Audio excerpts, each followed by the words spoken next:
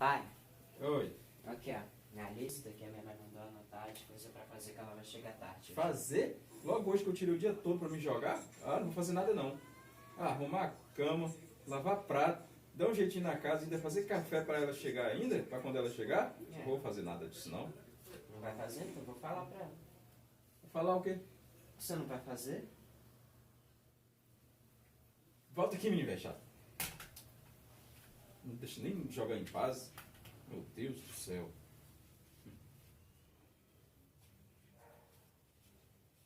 Então, R$2. Vai lá arrumar a cama pra mim. Não, é pouco. Toma. É pouco. Velho chato, estoquista. Aí eu arrumo. Vai lá.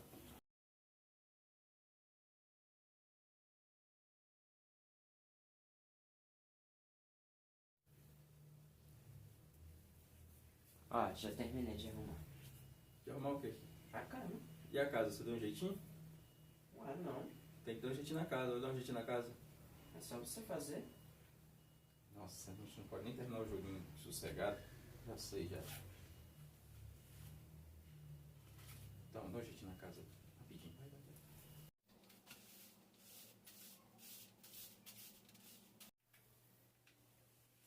Já ajeitei a casa. E os pratos, deu um jeitinho lá? Uh-uh. Vai dar um jeitinho nos pratos que eu tô terminando o jogo aqui. Rapidinho, vai lá. Não. Nossa senhora. Fala com a sua mãe. Não fala com a mãe.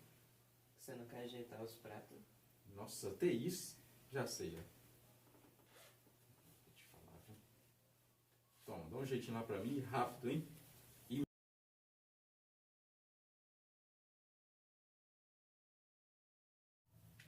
Já terminei de lavar a louça também. E o café, você fez o café? Não. Café pra você fazer. Pra mim fazer o café? Você não tá vendo que eu tô jogando, terminando o jogo, não? Ah, então eu vou falar pra mim que você me deu dinheiro pra fazer as coisas. Vai fazer o café. E eu termino de ajeitar as coisas, pelo amor de Deus.